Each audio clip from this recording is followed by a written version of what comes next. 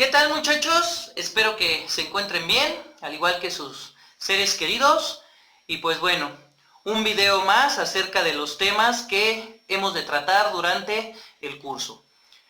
Y bueno, este video tiene significado especial porque a partir de este momento vamos a pasar a un tema que es bastante amplio, que es bastante complejo y es de suma importancia para entender no solamente el funcionamiento de la materia, sino de la vida misma. ¿A qué me refiero? Me refiero a la química orgánica, o como también se le conoce como la química del carbono. Es una rama bastante grande, es una rama bastante extensa, podría definirlo como un mundo aparte dentro de la química, porque sus estudios, sus análisis, sus interpretaciones y sus aplicaciones son bastante complejas en el sentido de entender a los seres vivos, pero también de entender a la materia en general. Aquí se aplican otro tipo de terminología, se aplican otro tipo de conceptos, claro está, sin olvidar lo que hemos visto en química inorgánica. Prácticamente nos vamos a aventar bastantes videos hablando de química orgánica, pero el día de hoy vamos a iniciar con lo que es los antecedentes históricos de la química orgánica y vamos a hablar un poco del carbono. ¿Por qué del carbono? Porque el carbono es el elemento fundamental de los compuestos orgánicos, ya que su composición atómica y su estructura van a ser determinantes para la formación de los compuestos orgánicos. Entonces vamos a lo siguiente.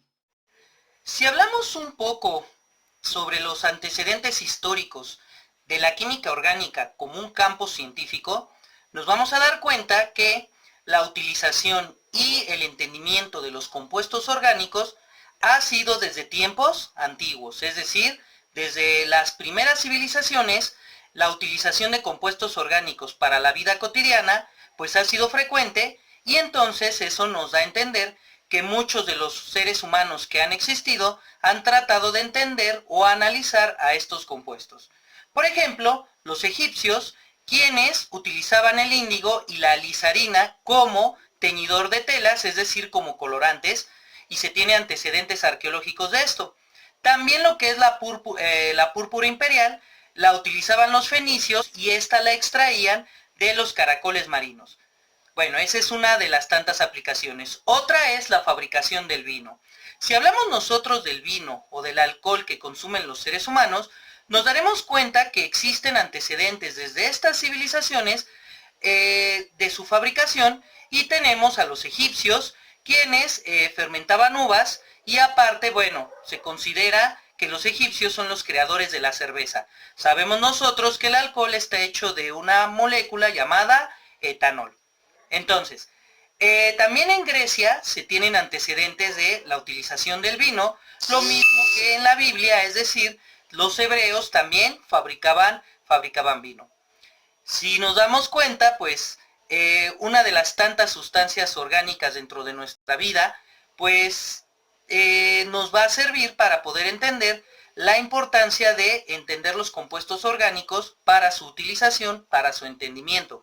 Y así podemos pasar por muchas civilizaciones, podemos pasar por muchos periodos históricos, y nos daremos cuenta que la química orgánica pues está prácticamente en nuestra vida cotidiana. Ahora, ¿cómo surge la química orgánica como ciencia? Esto va a ser hasta el siglo XIX, que como ustedes lo saben, el desarrollo del conocimiento científico se da a partir de finales del siglo XVIII. En el siglo XIX la química orgánica surge a partir de la propuesta de Jacob Berzelius en 1807, donde él propone este nombre para poder estudiar e interpretar a todos los compuestos de origen natural. Esto está involucrado con una teoría de aquel entonces que se llamaba el vitalismo, donde decía que existía una energía vital o una fuerza vital que solamente estaba dentro de los seres vivos. Posteriormente va a haber una refutación a esto, la cual va a dar Friedrich Wöhler, quien va a poder sintetizar urea a partir de cianato de amonio. Esto va a ser en 1828. ¿Y por qué es importante esto? Porque Wöhler va a demostrar que los compuestos orgánicos no solamente se obtienen de los seres vivos, sino que se pueden obtener de compuestos inertes, pero esto va a dar pauta a que exista un nuevo campo de estudio al cual se le va a denominar química orgánica y va a empezar a tener su apogeo en 1850. Lo interesante de esto es que a partir de ahí una serie de investigadores, una serie de químicos van a empezar a aportar diversas teorías, diversos conceptos para poder entender a los compuestos orgánicos. Uno de ellos, sin duda alguna, el más importante, va a ser Auguste Kekulé, quien en 1865 va a encontrar la estructura del benceno. El benceno es un compuesto orgánico y este compuesto orgánico va a dar pauta a que se cree todo lo que es la interpretación de los compuestos orgánicos a partir de su estructura molecular. Va a surgir algo llamado la isomería que posteriormente vamos a tener. Una vez que se empieza a estructurar esta rama de la química orgánica para entender a las moléculas, poco a poco diversos autores van a ir aportando algo. Entre los más importantes nosotros tenemos a Gilbert Lewis, quien va a estudiar lo que es el enlace covalente, que como veremos después, el enlace covalente es fundamental ya que los compuestos orgánicos tienen este tipo de enlace. Posteriormente, Linus Pauling, en el siglo XX, va a estudiar a los compuestos orgánicos y va a encontrar un concepto de resonancia.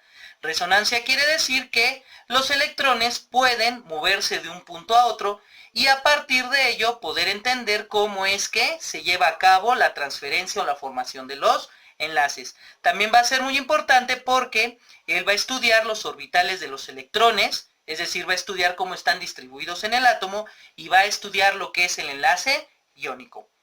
Y así podríamos hablar de diversos autores que conforme ha pasado el tiempo han ido estudiando a los compuestos orgánicos hasta llegar a la actualidad.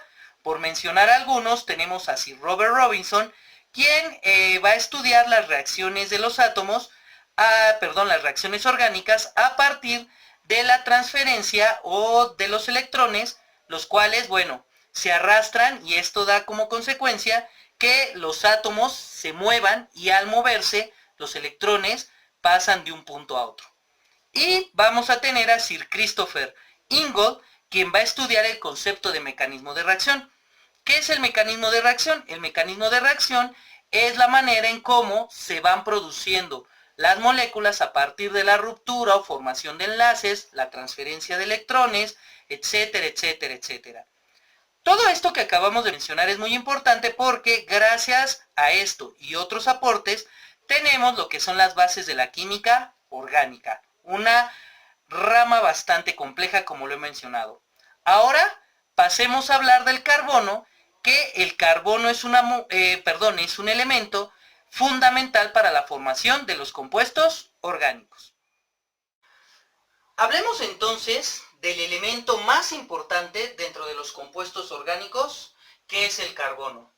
Es muy importante que veamos su comportamiento a nivel atómico para poder entender cómo se da la formación de dichos compuestos.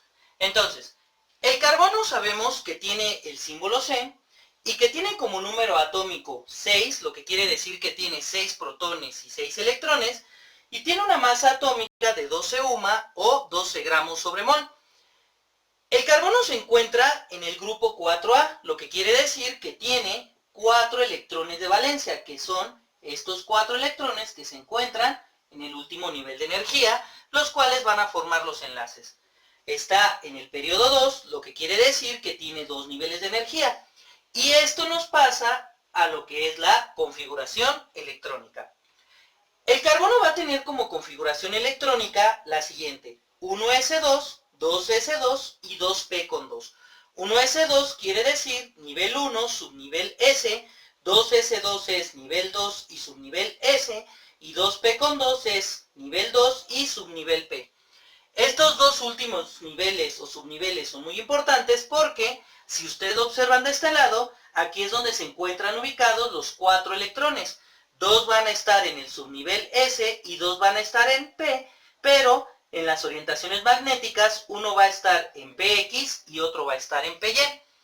Esto va a ser muy importante porque entonces el carbono va a tener como números de oxidación 4 positivo, 2 negativo y 4 negativo, lo que quiere decir que puede ceder 4 electrones o puede ganar 2 o 4 electrones.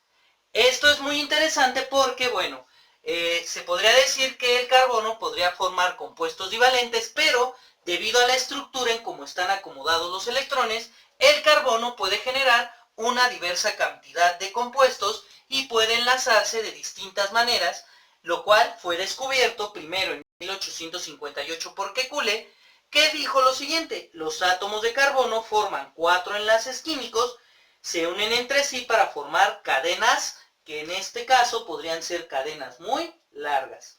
Lo interesante del carbono es que el carbono, al momento de unirse con otro carbono, puede formar una infinidad de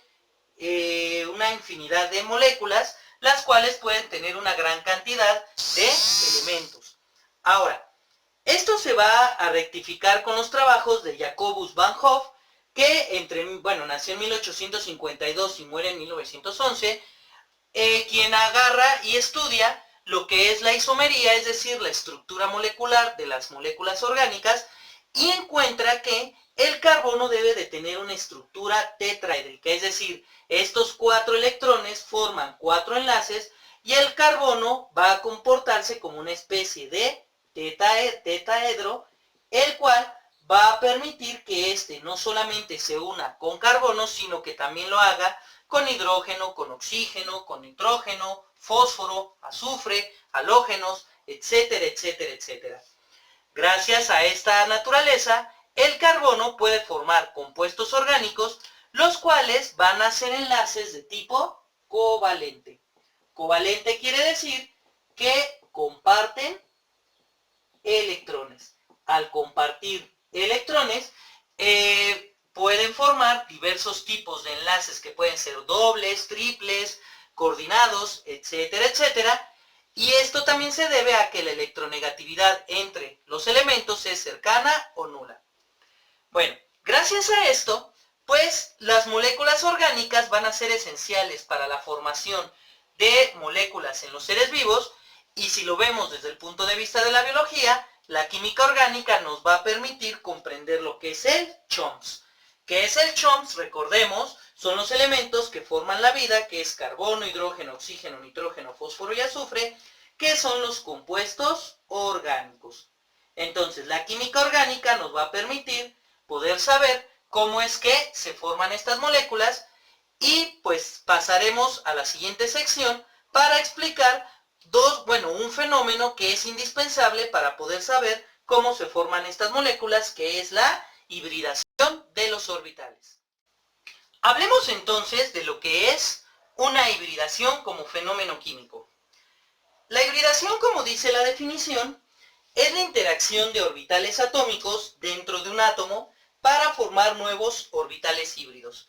Dicho con un lenguaje más sencillo, en algunos elementos o en algunos átomos, lo que sucede es que los orbitales interactúan de tal manera que hacen que los electrones se cambien de posición, se muevan hacia otro orbital o a otro subnivel de energía, y con ello puede permitir la formación de otro tipo de enlace que no sería el que podrían o realizarían en su estado habitual. Esto es muy interesante porque va a haber algunos elementos que no solamente van a tener un tipo de enlace, sino que pueden formar varios tipos de enlace y por ende se vuelven elementos más versátiles. Ese es el caso del carbono, que bueno, antes de empezar a hablar del carbono, ¿qué es lo que nos permite la hibridación? La hibridación permite que se superponen, son los que se superponen en la formación de enlaces. Es decir, los orbitales, en este caso, se superponen y al superponerse forman nuevos enlaces, que es lo que habíamos mencionado. Y por otro lado, justifican la geometría molecular. Debido a que existen distintos orbitales híbridos, los elementos al momento de moverse o de formar un compuesto, van a hacer que la geometría de la molécula sea de una manera especial. Ahora sí, observando al carbono detenidamente, gracias a esta hibridación que tiene el carbono, este puede formar distintos tipos de enlaces y se puede unir con distintos tipos de elementos, como el nitrógeno, el oxígeno, otro carbono, hidrógeno, azufre, etcétera, etcétera, etcétera. En el caso del carbono, debido a que tiene 4 electrones en su último nivel de energía, va a poder formar 4 tipos de hibridación.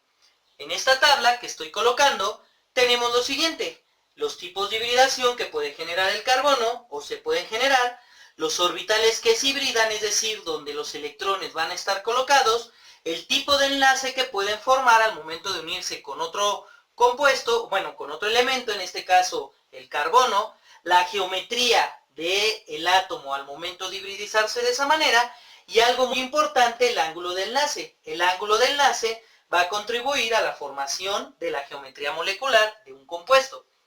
Entonces, en el caso del carbono tenemos 3 tipos de hibridación. Número 1, la hibridación sp3. ¿Qué quiere decir sp3? Ese es el subnivel en el cual pues hay un electrón, y P3 significa los otros electrones que están colocados en los otros 3 orientaciones magnéticas, o en este caso dentro del subnivel. La hibridación sp3, ¿qué hace?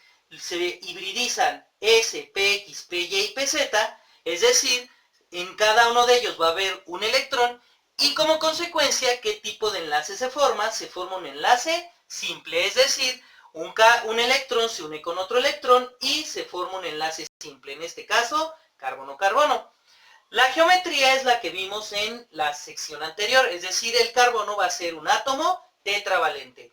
Y el ángulo de enlace que hay entre estos orbitales va a ser de 109.5 grados.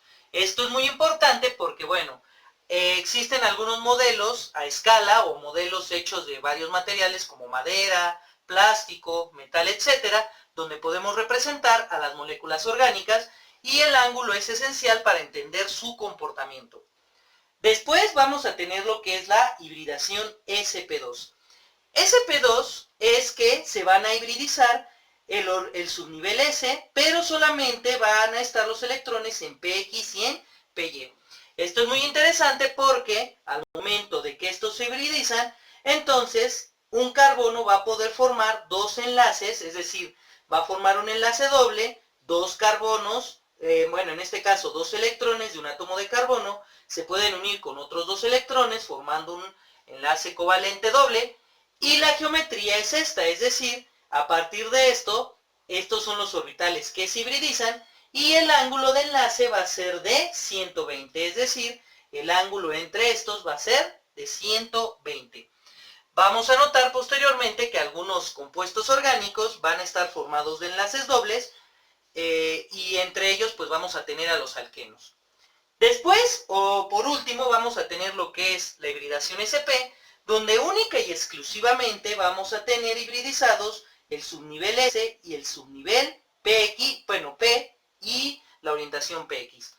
¿Qué sucede? Se aglutinan en este caso los 4 electrones, y lo que se va a formar es un enlace triple.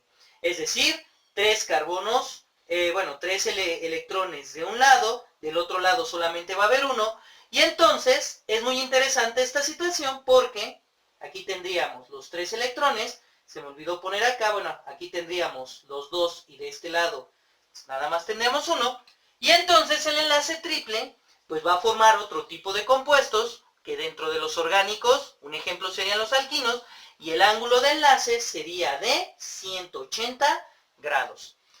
Estos ángulos de enlace, repito, son muy importantes porque en el caso de la hibridación sp, pues las moléculas van a ser más lineales. Entonces, lo importante de entender la hibridación es que, debido a esos cambios en los orbitales, debido a que los electrones se acomodan en los subniveles de energía y en las orientaciones, me va a permitir distintos tipos de enlace. Es importante aclarar que cada uno de estos enlaces es un enlace covalente, pero es un enlace simple, un enlace doble y un enlace triple. Para concluir esta parte, los enlaces simples siempre van a ser más difíciles de romper que los dobles y los triples. Es decir, que un enlace triple, por medio de una reacción o una energía, se pueden romper con más facilidad, igual que un doble, que un simple. Lo que da como consecuencia que estas moléculas sean más volátiles y por ello sean más reactivas. Para entender la química orgánica, es importante que entendamos primero al carbono.